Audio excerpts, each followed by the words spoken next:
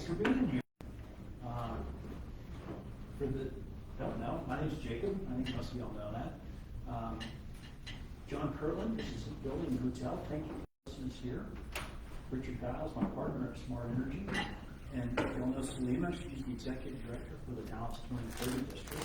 And so between us, we've all put this deck together and created this chance to come together. Appreciate the folks that are being here. Maybe I'll stand over here a little bit better. So today the session is about sourcing, benchmarking, and powering your efficiency. I'm going to go through the slides, hand it off to John to talk a little bit about some of the benchmarking they've done in this building, and then we'll do a tour after that. And so enjoy the lunch, and we'll kind of talk through it. Is that loud enough, you think, Selena? As loud as you can speak. I don't want to make you guys feel strange on yelling at you. It's my fault, okay? Sorry. So here's some of the key takeaways that we're going to be covering. This was in the handout, or the invitation that was sent out. Market rate overview. Mark was just asking me about what's going on with the market. That seems to be a big question. Where are rates headed? What can we expect? So we're going to cover some of that. I'm going to try to make sourcing simple in a very complex way. We're going to try to make it simple. And then benchmarking for savings and efficiency. We're going to talk about at a portfolio level, site level, building level, and then equipment level, to try to show how there's an alignment in benchmarking from the highest to the lowest of increments. And then putting it all together, some case studies and a scenario analysis. Like I said, John's going to be talking about benchmarks here in the building. And then, of course, we all know the goals of the Dallas 2030 district. If you don't, you should have them known by now. It's 50% reduction by 2030. So these are some of the techniques to get there. Has anybody seen any of the news on electricity? You ever see it in the news? Is it ever positive? Is something wrong? Yeah, you ever hear anything about electricity that is positive? You know, it's kind of like a lot of things, right? So a lot of our job is pretty easy when it comes to talking about sourcing, because there's so much information in the news. But it's always negative. Prices are going up, and these articles that we pull kind of want to frame up where we're going with rates. But if you'll notice, it's almost always ready for high bills, historic patterns, why your electric bill is going to go higher. I've been doing this since before I had gray hair. I started in 2005 in power brokerage, and this is always what it's been. There's plenty of fear to sell when it comes to sourcing power, because prices are always going up, it seems, but they're not. And that's what we're going to talk about a little bit. So as you can see, the fuel mix is changing as well. Natural gas is still the primary driver, but may not be for much longer. But you can see shocks from inflation, these are just continuing on. The fuel mix will have a huge impact on the electric bill going forward.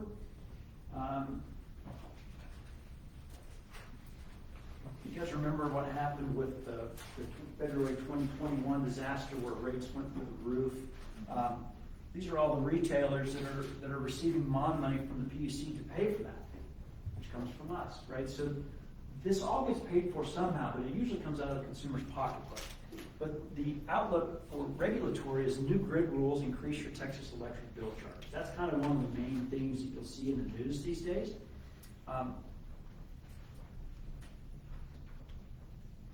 Also, you're going to see demand factors that change, right? Electrification, building electrification, electrical vehicles, everything's electric these days, right?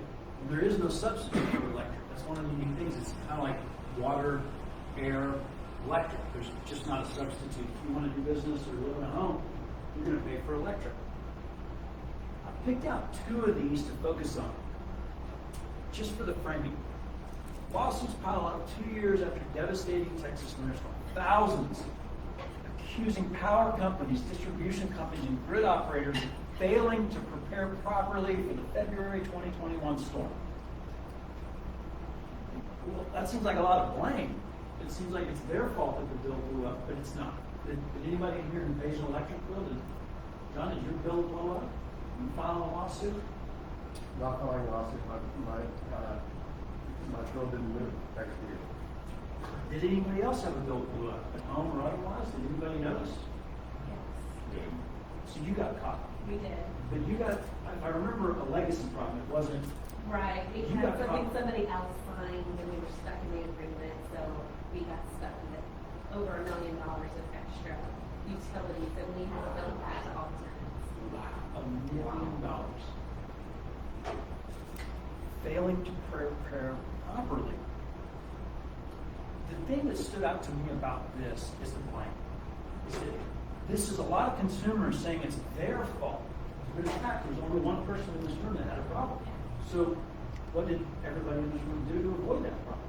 They prepared. They prepared. How'd you prepare at home? Ready, kicking that power, dude. What? On your electric bill. Anybody know? I mean, bill Generator. did run up. Generator. Fixed rate, you may have a fixed rate contract. Yeah. Not a big deal, right? The people that didn't are the ones accusing others of the problem. The point in this slide is, who's in control here? We're gonna be walking around, everybody's worried about pricing and whatnot, but the people in this room didn't, unless it was a legacy issue, right? John's We building. didn't read ours, yeah. But We it was didn't read the- our agreement, we got stuck.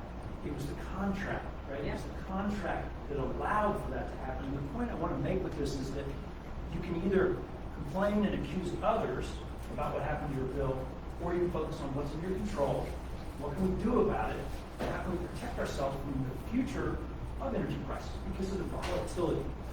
And the next thing here is electric bills. So this happened, right? And now this happens. Electric bills rise, and power grid overhaul approved by regulators is enacted. Described by one consultant as a blank check for generators with no consequences. I'm going to explain what that is. Blank check for generators is a capacity market. Right now, we don't have extra capacity. Generators are paid for what they generate. Capacity market is when you start paying generators for their capacity. So then they go out and build a whole bunch of generation, but it's not being used. It's just capacity. So the reason they call it a blank check is because there's no cap on it. We need a more robust system. We need more backup power generation.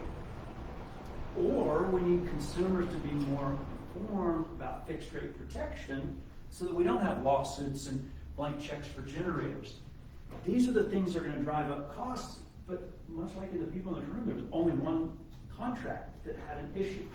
It comes down to who's in control and what can you do about it. All right, so a little bit about rates. So again, you saw the headline, rates going up, rates going up. So what the hell's happened to rates in the since 2002, the last 20 years? Well, you can see doesn't look like it's a straight trend, does it? It's sort of up and down. You'll notice here, and I started in energy back right here. So I've sold and brokered power for this entire time. And let me tell you, these only happen every once in a while, these big anomalies, but they definitely happen. But it's not all the time. So why is there all this alarm? Costs are going up. They're pretty flat. In fact, Texas has enjoyed very low rates for a long time relative to the United States. If you put up the other major markets in the United States, Texas is one of the lowest in the country. And we get all these headlines. So why is that? Well, what is the average retail price of electricity? Okay, so when you look at your bill, the average price, can you see okay the way? Yeah. The average price you pay for energy is composed of two costs. This is a very simplistic view. It's delivery and energy. So you've got generation companies and retailers. The retailers buy from the generators. That's the part that's deregulated, okay? This other part, this delivery component, is a regulated piece. Nothing you can do about it. You want power, you buy it from Encore. Encore bills the retailer, and that all shows up on your bill, okay? Very simplistic view. On the bill, it looks like this, all right? You got your generation component, there's your amount, there's your rate. Very simple, right? Now this is on a fixed price, okay? And then you got demand and delivery. This stands for transmission, distribution, service provider. So in Texas, it's up there. In this area, it's Encore. But you see, you've got all these other line items. And then on top of that, taxes. Now, we don't really do a lot about talking about taxes. There's not much you can do about it. But your taxes are less if you can keep these costs in line, right? The lower the cost, the less money you're paying tax on. That's how it translates into the bill. Now, I'm going to make it a little complicated for a minute to make a point. This is just for energy. This is all the components that go into this one number right here, breaks out to all of these components. Okay, so when we're talking about average retail prices, well, that's just talking about one thing. But there's a whole bunch of subcomponents inside of that. So energy is obviously the bulk of what's in an energy rate. Then you have nodal charges, ancillary charges. This is ISO costs. You've got basis costs, line losses, imbalance, straddling. I mean, it's all these extra elements that have to be in there for you to get power, okay? So these charges don't go away. But when they're talking about rates going up, what are they talking about? Because it's not, the average is only a reflection of all components, right? Then that's just the energy commodity. Then you get into the delivery piece. Again, transmission, nuclear decommissioning, system benefit fund, all of these charges, and then there's your distribution charge, okay? So when you look at these headlines, a lot of what our job is just, what does this mean? What prices are going up? You saw the average retail price. It's basically flat. So why is there this disconnect? Historically, natural gas is primary driver of electricity prices in Texas. This goes back to '92. This is the natural gas NYMEX. And then this would be, if you did a 12-month deal, what was the price at that time? And you can see there's a little bit of a lag, right?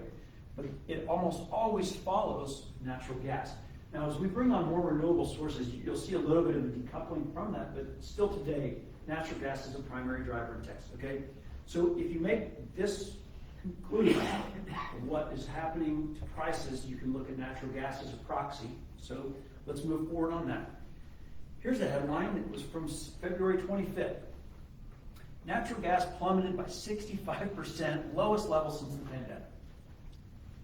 Mild winter kept demand at bay for two key reasons.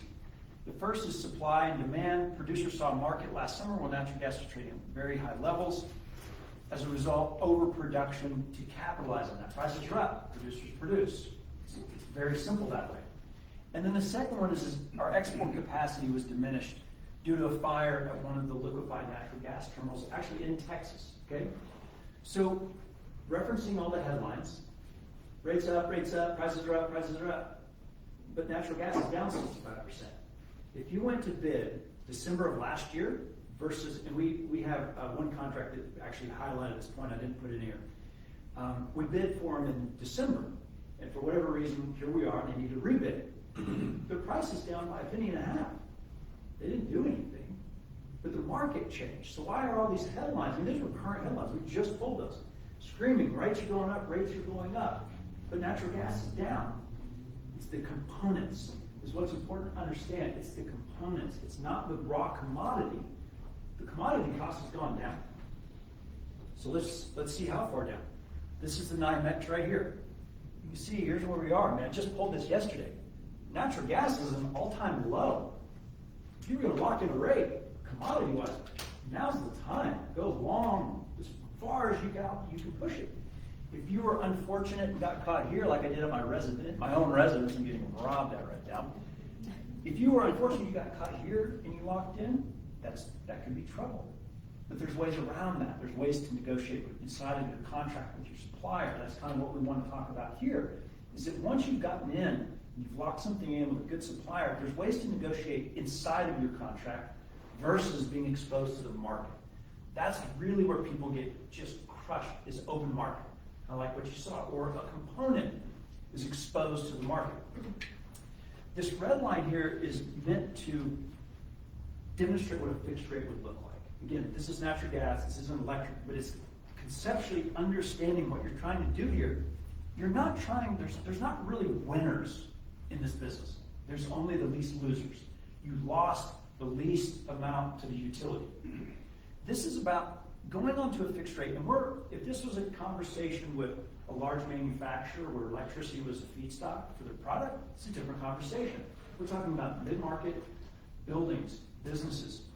Their whole business is not built around electricity. It's one component on the P&L, right?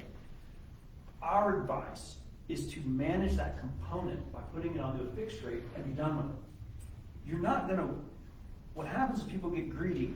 Say, oh my gosh, well, I want to wait till the market goes down to lock in. How often does that ever happen?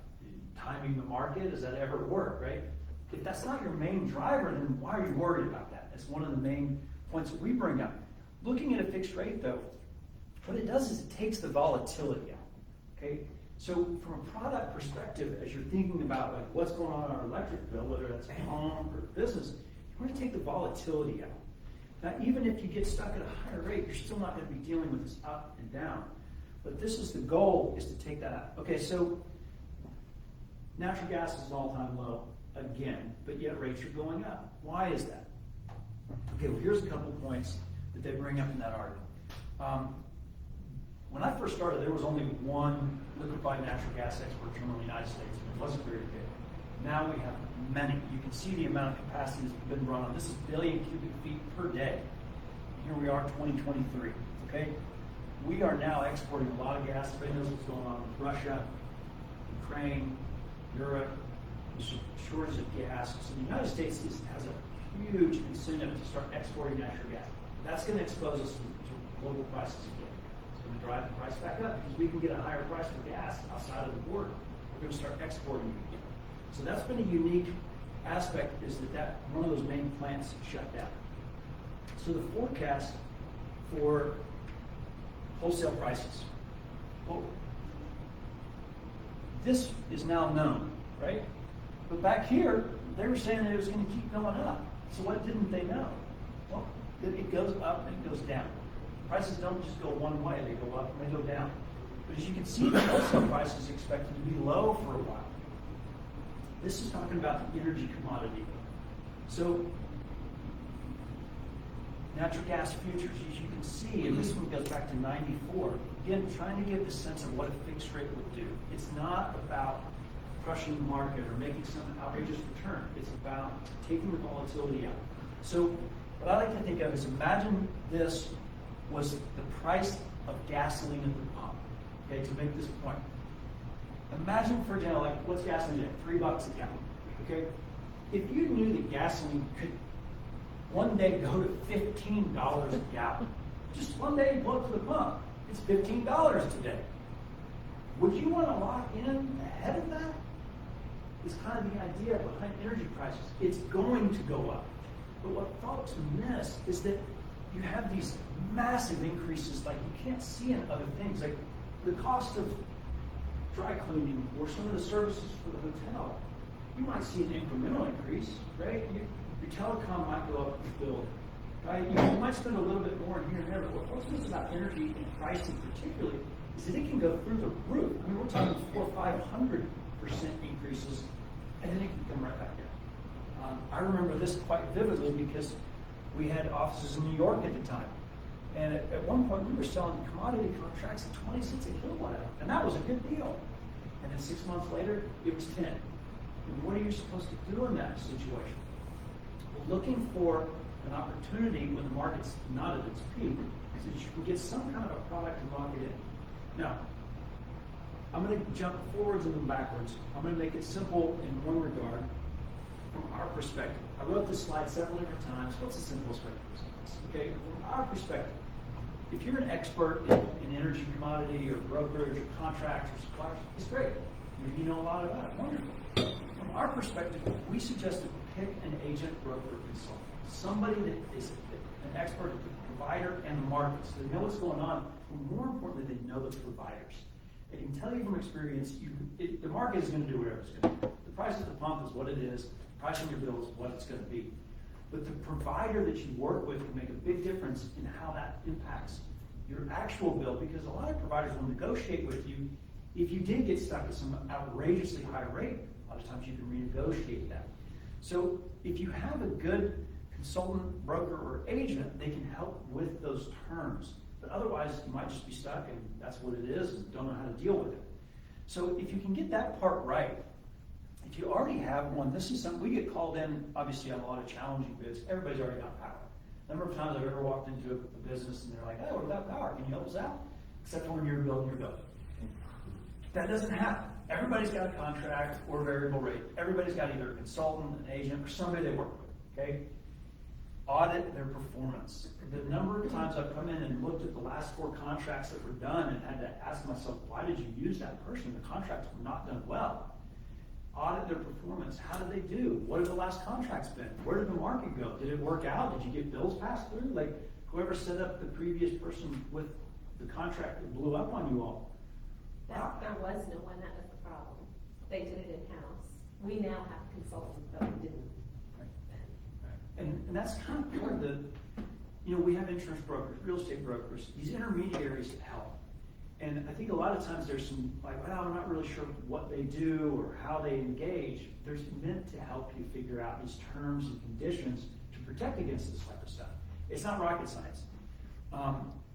We recommend shopping institutional grade suppliers. These are suppliers that have a high credit rating and a long standing in the business, because when the market goes upside down, did you see the bankruptcies from retailers? When the market goes up, you'll see it every time. The market runs up, bankruptcies. Because their hedges don't hold, they can't afford the power, so they just fold, and then those customers roll onto a provider of last resort. It's a disaster. We recommend get with a good supplier and stay there. Work inside your contract, work with your supplier, use your consultant to negotiate better terms, negotiate better rates. Instead of running out to the market and being exposed to the market, work inside of the contract so you're protected from the market.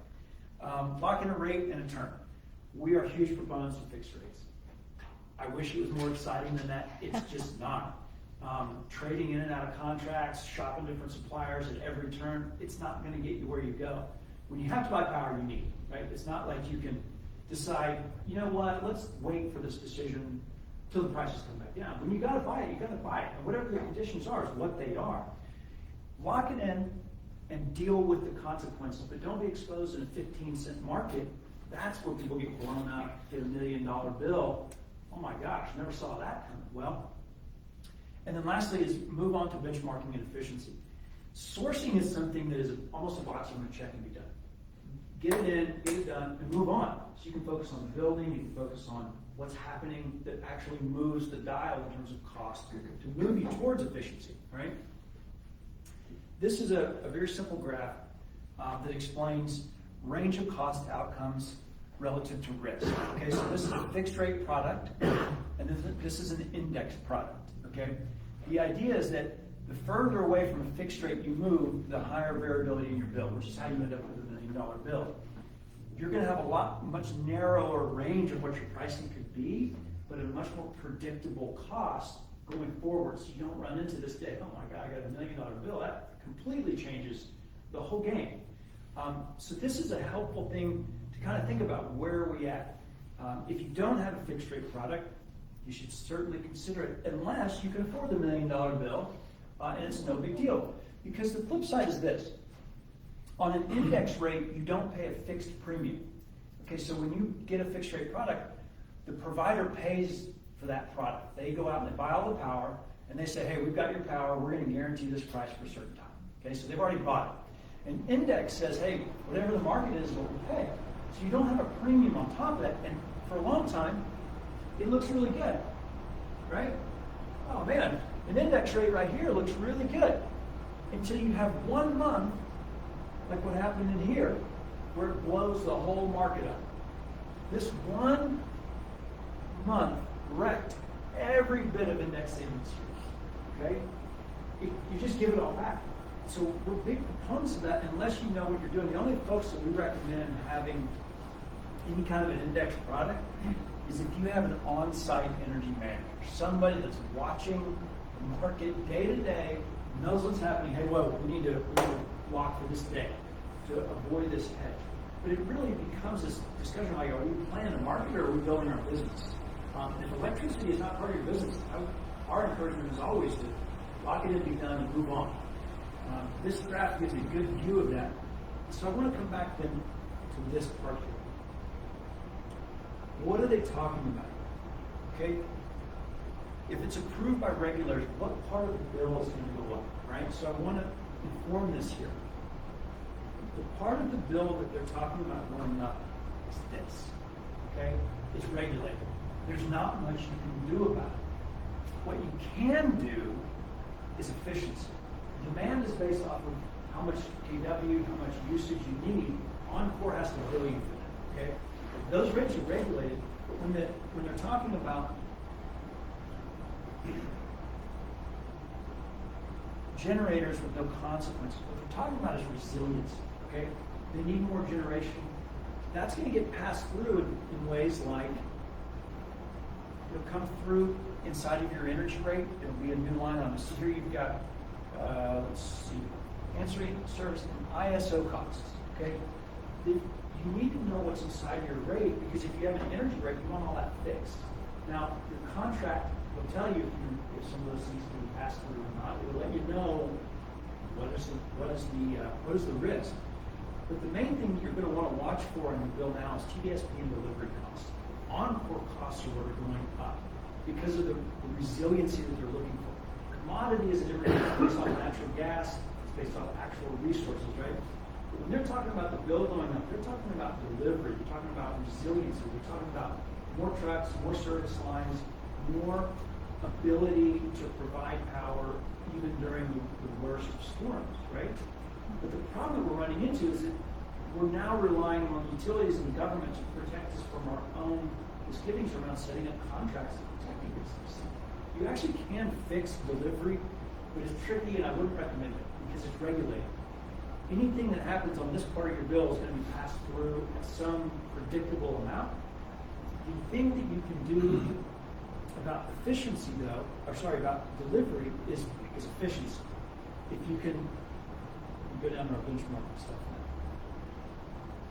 Once you've started knowing what's going on your bill, where's my energy rate, what's the delivery rate, that average retail price of electricity is a composite of all of that. So what you want to be able to do is break it down and see what's in that rate. Benchmarking does that. Where were we? Where are we at now? And where are we headed? If you don't have a benchmark, which is evaluation by comparison with the standard, well, where's the market at? That could be your standard. Where was our previous contract? That might be your standard. Gives you data to help you understand strengths and weaknesses. This is what's important to us about benchmarking. It's a continuous process that equates to efficiency computed as conservation, okay? If you can do a good benchmark, you're going to know if you're up, you're down, where you're going to be at, and what your actions are. Sourcing is about getting a good rate for energy and being done with that part and moving on to the things that are in your control. The contract is in your control until it's done, and then you put it under a fixed rate.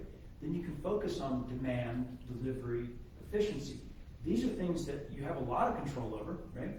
Lighting, insulation, controls, cooling tower. A whole bunch of things impact this. I'm going to show a couple benchmark analysis here. So this was stuff I was wanting to show you guys doing. This is a portfolio benchmark analysis that we did on an LED retrofit. This is what I was going to show you guys, Dan. So this was 40-something locations broken out across these states. What we did is we observed 365 days of actual usage. Okay, so here was the decrease. Okay, so they say 15 million kilowatt hours. We even put in a COVID closure factor because these are all retail, big malls. And so we put in a COVID closure to account for that. So we adjusted by some amount, okay? Estimated annual usage change. So we saw 12 million kilowatt hour savings there. This is what's important from a rate perspective. You can see here's 9, 22 cents, 7 cents, 10. So we wanted to start the portfolio, drill into the site, and then deeper into the site. This is meant to give kind of an overview of how this all rolls up into a portfolio type perspective. But the bottom line, and this is what we wanted to show, this year one return, this was on an LED retrofit, okay? So for the LED guys in here, you happy to see these numbers, right? But you already knew that. But this client needed proof. They needed to know, so they wanted to see that usage benchmark year over year. It's a simple procedure, but as you can see now they have confidence in what their returns are, their payback is, how do we perform. So when we say sourcing plus benchmarking is powering your efficiency, this folds right into your NOI, this folds into your financials, your P&L. So knowing what your returns are on those dollars is really important. And so this was at a portfolio level, and then this was at a site level. So this was a different set of properties where we just looked at the individual sites. And so this kind of breaks it out a little bit better. But you can see there's maintenance savings, and then there's your annual cost savings. These were projected by the lighting company, and we came in to verify and validate those numbers on this set. So as you can see though, the year one returns were right about the same, 68% and another under a 2-year payback, so a year and a half payback. Again, these things, once you've done that, the LED's done. There's your return, right? right? If you don't have a benchmark to know where did we come from, it's hard to know where did we end up, right? Are we better, are we worse? The benchmark is really important to give situational awareness on what's going on the actual bill or building. Now, drilling down deeper, this is at the building level. This is actually for this building, and these are the main things that we like to see benchmarked. Your usage, first of all, what's going on with the usage year over year, so 21, 22, 23, looks quite similar, right? Got a little peak right here. Load factor, on the bill it's called power factor, okay? Your load factor is super important for determining your delivery rates, okay? So that thing that was in your control, or sorry, that's out of your control, which is your delivery cost, is in your control through this load factor, okay? So the more efficient a building uses power, you have a financial incentive to use it more efficiency because it's less stress on the grid. So Encore will charge you less. It's kind of going back to that, there's only least losers. The more efficient you are, you lose less, right? But you never win, you just lose less. Then down here you can see supply costs and delivery costs. So this breaks it out again year over year. You can see how much of the bill is supply and how much of it's delivery. The other thing you'll notice in here, notice how the delivery bars are comparatively larger to the year before. Delivery costs are going up. So if you can contain your supply cost, it takes that out of the equation.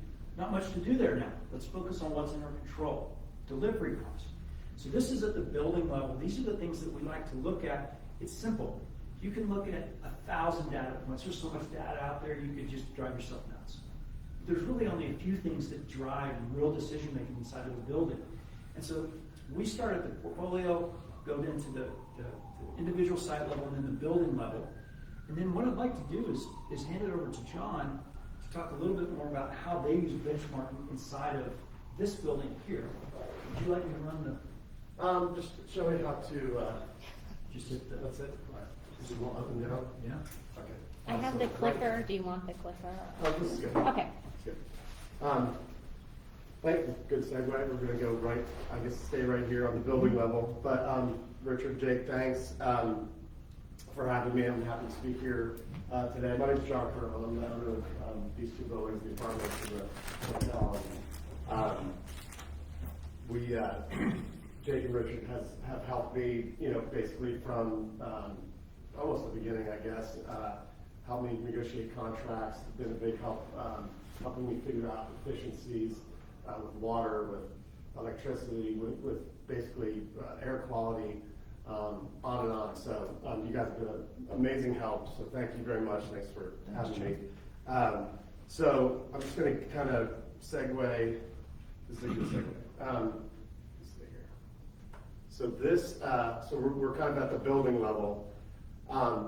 So I guess, instead of bringing in a bunch of, charts and graphs and benchmarking, showing you what like our engineers are doing on a benchmarking HVACs or boilers or something. I started kind of thinking like, what am I going to talk about? And like, this is literally like the little process that I was trying to figure out what I was going to talk about, but this is actually like what I started like researching, and something like immediately popped up at me that I thought was like worth talking about and pretty important, and something that we probably all know in this room, but it's just it's some benchmarking that makes a very important issue, like it just puts it right in front of your face. So let's go there. So this is so I started basically at the highest level, right? Just talking about benchmarking, like, so what's the total energy use trend for all the systems in the entire building? Like, how much energy are we using? Are we using less now than we did when we opened, or more now? How are we doing? So this is 2018 to basically today, and it's BTUs, 1,000 BTUs per square foot. So I just kind of looked at this and, said, okay, we're using a little less than when we opened, and so a little bit more efficient than when we opened. capacities are about the same. You know, it's actually busier at the hotel. Occupancy at the apartment is generally the same, but we got a little decrease in overall energy use. So I look at this and see maybe like a 5% or one of my favorite 10 max percent reduction as it relates in total energy use over time. And I say to myself, okay, that's great. You know, I would hopefully expect to run a little more efficiently than first opening. You know, getting to know the system and kind of, you know, finding your feet and then being able to lower it. So this makes sense to me. It's not like a big aha moment, but it's a good starting plot space.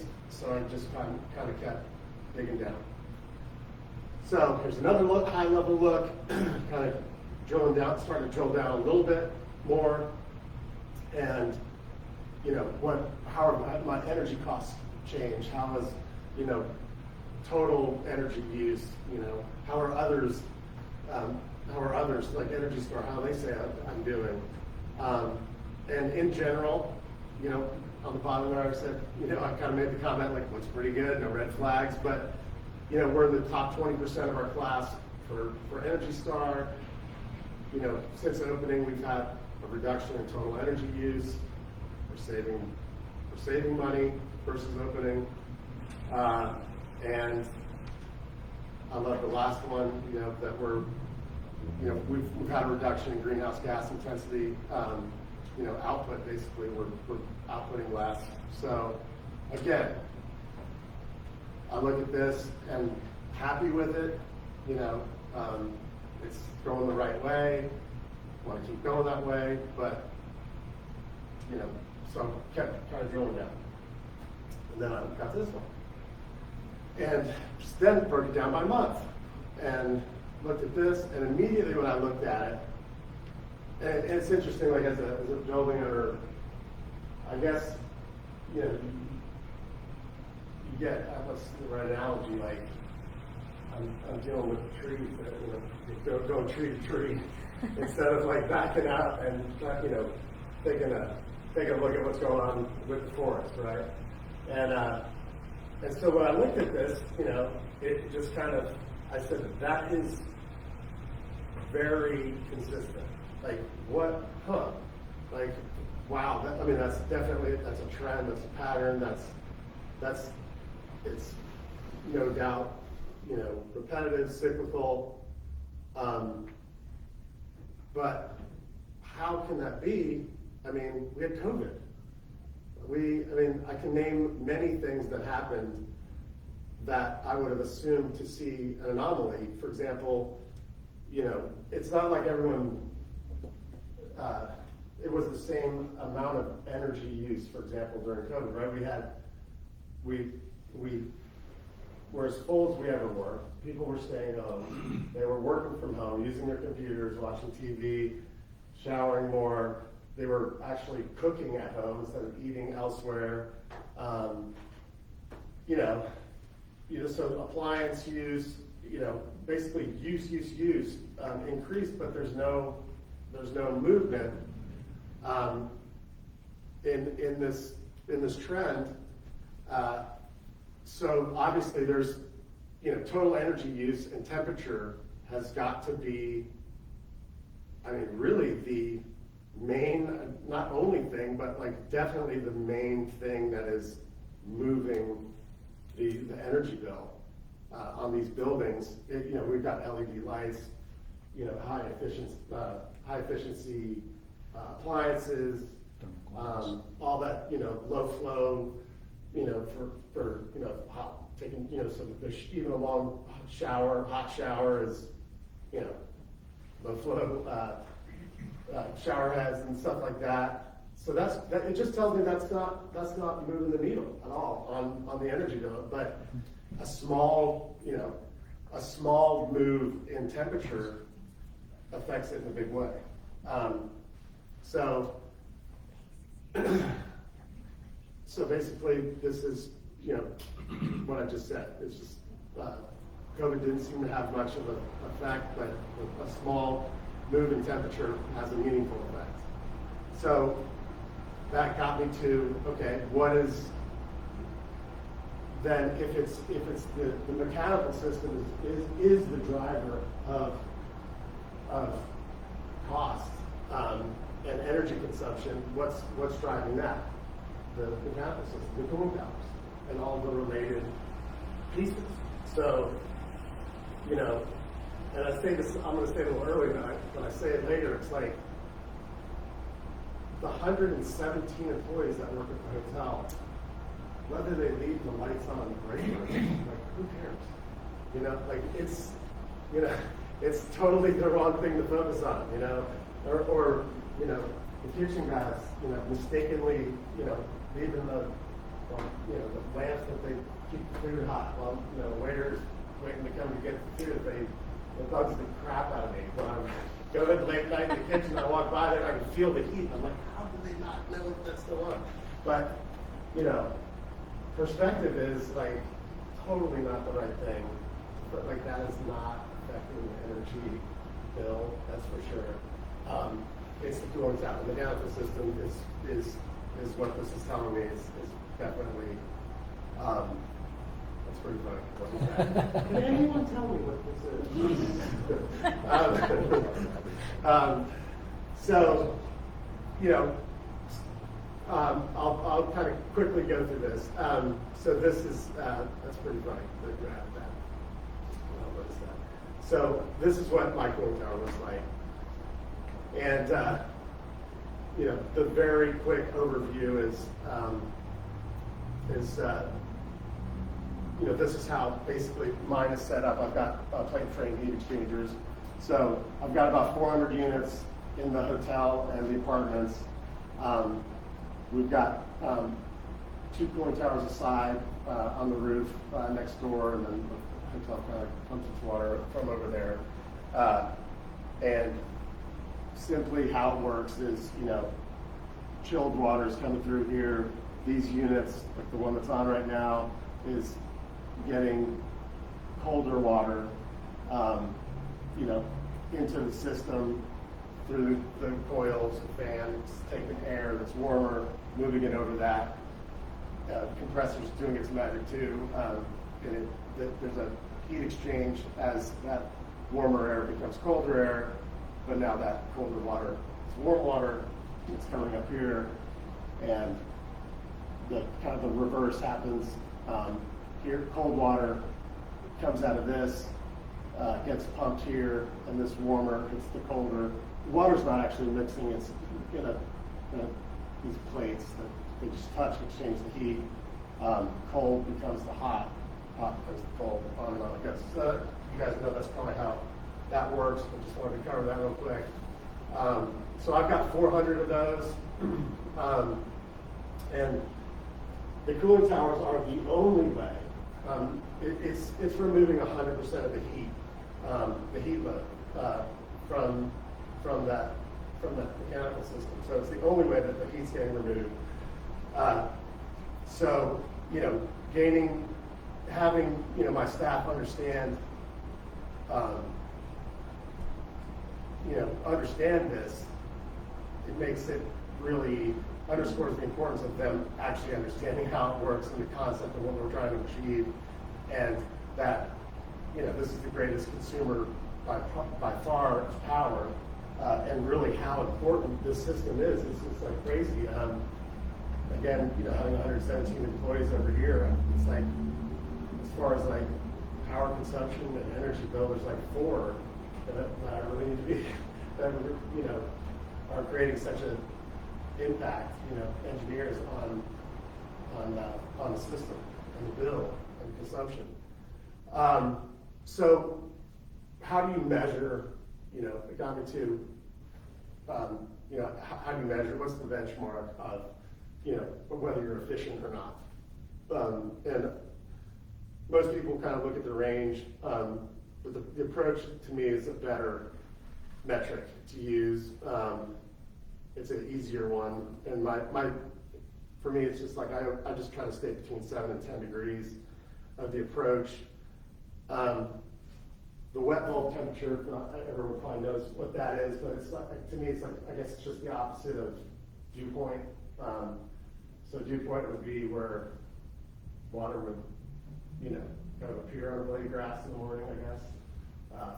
Wet bulb temperature is that moment in the cooling tower effort where that fan is pulling up, that hot water is flowing down, and that fan is creating enough, you know, pressure that it's kind of pulling the skin off of the water droplet, if you can think about it that way, you know, causing that moment of evaporation. That is the heat leaving the system. So that all of those pumps, all those motors, the fan motors, you know, the 400 compressors and all that whole system, all of that heat is getting removed by that moment, that fan causing that evaporation. And a lot of things affect that, you know.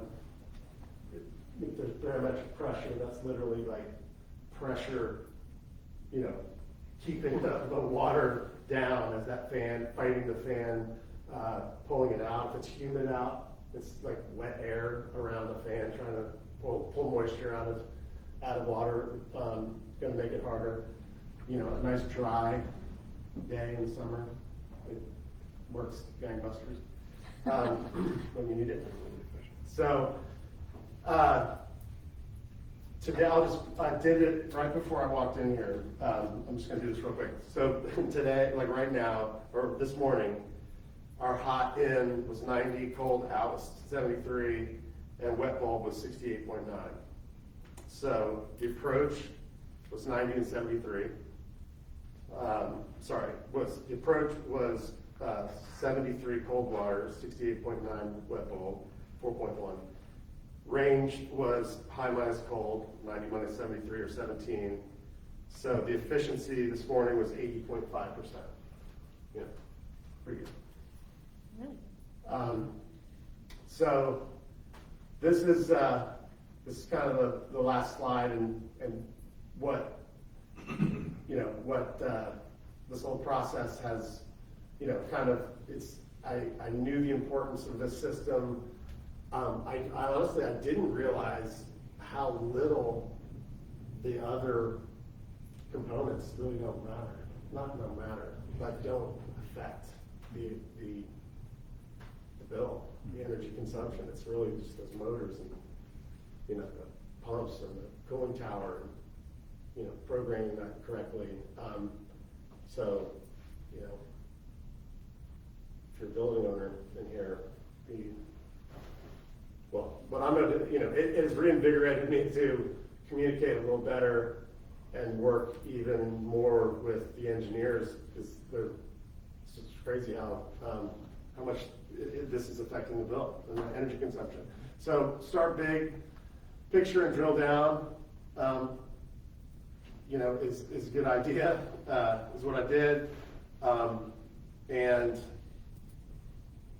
a little trick, obviously, that we do here in the hotel which makes a huge difference, and it's really a day-to-day because the weather's so different in Texas, is setting the thermostats. We've got 177 rooms, so, you know, whether we're setting it at 72 or 69, like in the winter, we set the rooms at 69, basically. In the summers, you know, 72 or 73, that's a 3 or 4 degree difference, but it's a huge difference, right, in the consumption of cooling an empty room. And so I kind of half-jokingly said the possible takeaway is, instead of worrying about 117 employees turning the lights off in a break room, like focus on the 5 that are managing your mechanical system.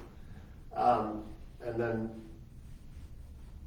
must have a, you know, if you own a building, work in that building, manage a building, you gotta have a third-party vendor as your go-to support. You know, your guys, your engineers and maintenance guys can't do it all. You gotta have a third-party go-to. And then, you know, the facts are benchmarking is kind of everything. You gotta have good info. This process is not static, right? It changes minute by minute, hour, day by day. And to focus on what's important, a lot of what you said, all these facts, all these, you know, there's so much to, you know, getting so much information, you know, focus on what's important is what I was getting out of yours, and basically this has helped me kind of get back to knowing what I knew, but it's kind of it's really kind of underscored and it helped me. So thank you.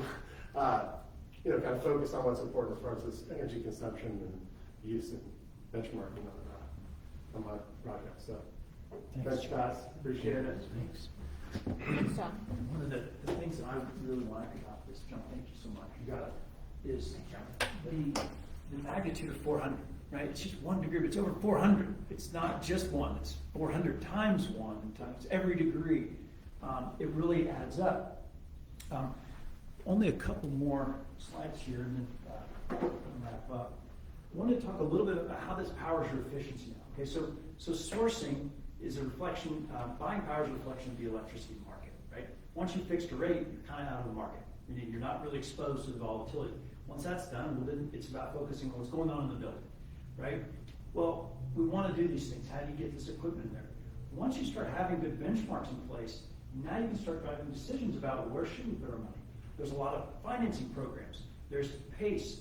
A lot of utilities, retailers will do what's called on-bill funding, where you can actually get and it's not a loan, but the retailer will pay for upgrades and then recoup it on the bill. You can do PACE financing. There's project financing, there's performance contracts. So there's a lot of ways to get these things in there without coming out of pocket cash. There's going to be some interest paid. But the fact is, you can get these things in your building without a lot of headache because there's lots of ways to do that now. The market has really responded by reducing these hurdles to getting efficiency inside of the building. There's rebates. And the reason we've got the 2030 district on here is because if you're doing these things and you're managing your costs and you're being involved, you've got to have a platform to be out there, to network, to share the knowledge, to acquire the new knowledge, to be part of it, right? One of the things that I've always liked about sustainability and ESG in general is the collaboration, that you're no longer siloed and, well, that group does this and this group does that. It's more about how do we collaborate and work together, share best practices, and move the dial in a big way. So powering your efficiency using sourcing and benchmarking gives you that confidence to move forward. What can we focus on next? What is our budget? You know, how much are we spending on energy? Did we see a drop in that? Can we reuse those funds? If we saved it, well, does it just go back into the budget, or can we use that for more upgrades, right? And so we see it as powering your efficiency. This is really kind of the conclusion. I want to thank you all for being here. If there's any questions, happy to field those. And then also we're going to do a building tour. So for those of you who are able to stay, love to tour you around. Any questions I can field, or maybe not? Find out at all. well, I wanted to add that financing part. There are rebates and programs through Encore and through the COG that you can apply towards the financing as well as going through the REP. Let me add on that point. So rebates and incentives, they won't be here forever. And one day it's going to turn into penalties. So right now for the early movers and the early adopters, you get incentive, and here we want you to do this, here's money, here's rebates, here's, as you said, from COG, from Encore, there's all these rebates. But ask an industry professional, these are going to go away eventually. And they start turning into penalties. And then you start getting whacked. That's actually what power factor is on your electric bill. It's a penalty. If your building uses power poorly, you're getting dinged month after month after month. It's a penalty. It's no longer an incentive, right? And that's where things are going. That the early adopters, the early movers, are going to reap the benefits. While we'll see how the market goes. So that's what we have for you on slide deck today. I hope that was helpful, Richard. Yeah, I think I'd like to know a little bit more about the portfolio star manager and how that worked with John. He was able to increase his score from about 20%. So inputting your data, portfolio star manager, using it for benchmarking, reviewing your dashboards. I mean, that's critical here to saving your company, your building, increasing the value of your asset. Also, with that, the supplier that we have for this building incorporates Energy Star. So it auto-populates into Energy Star, which is why the store stays up to date. I believe you might have the same supplier as well at your building. we'll do an interface with Energy Star, so keep your benchmark up to date, so you're not having to manually input this, you just need to go in and look at it. Which is something that, again, having an intermediary to kind of work through those and know what the suppliers are, and actually, maybe it's not in there because it's, some suppliers charge for it, but if you negotiate up front, this is where having a rubber that knows their way around the suppliers, say, hey, we want those in the contract, and we don't want that extra, and you're not gonna pay for it, we want it to be built into the contract. So that's kind of using the sourcing technique to get more value out of just buying power. And you get a platform, you got your Energy Star rating. Also, I wanted to mention Dwayne Okamoto's here. He's done some presenting. He's the #1 Energy Star rater in the country, environmental safe. If you go on the Energy Star Portfolio Manager, his organization does a lot of benchmarking, #1 in the country. And so we do a lot of interface with them in terms of sharing knowledge. He's helped educate us a lot on how to benchmark better inside of the buildings. And he also did a session with us last year, which was wonderful too. So it was very helpful, and yeah, he's great, definitely. Well, and I want to thank y'all for being here. I know that the weather was working against a lot of folks, but I appreciate y'all coming out and sharing lunch. John, thank you so much for hosting. It's always a pleasure. John's been very gracious. We've worked together. I still remember coming in here the first time I remember meeting it at asbestos. I was in the best still building. No, we've actually done a lot of presentations together over the years through the line and 30 and the GDC. So appreciate all the hospitality you've always shown us. Thank you for having us here. Thank you so much. And sharing all his best practices, he doesn't have to do that. So it's so wonderful to hear all the great things he's doing, and that others can learn from it too. So it's wonderful. Thank you. I still remember the glazing study that he did. He came in with all this. We were looking at windows. You had all this energy modeling about glazing. I mean, it was like, wow, it was impressive how much knowledge you picked up on this business over the years. Learned a lot. Yeah, it's been a lot of fun working together. Sure appreciate everybody coming out. Thanks for spending some time with us and having lunch. It's very nice to see everybody and to be here in person. So thank y'all for your joining. Appreciate it. I did want to just say that it's just very simple what he's saying. You know, benchmark, see your data, and then be able to make changes the way you need to become more efficient. So, you know, it's, what is it, KISS, K-I-S-S, keep it simple, stupid. We wanted it to be this. Benchmarking is super simple. There you go, that's even better. Yeah. If y'all have any questions, this is recorded, so we'll send out a video with it. I'll also send out the slide deck. Don't know if you need it, but we'll have it there so you can have something to reference. And then there's our contact information if you need any follow-up or questions or otherwise. Sure appreciate it. Thank you so much.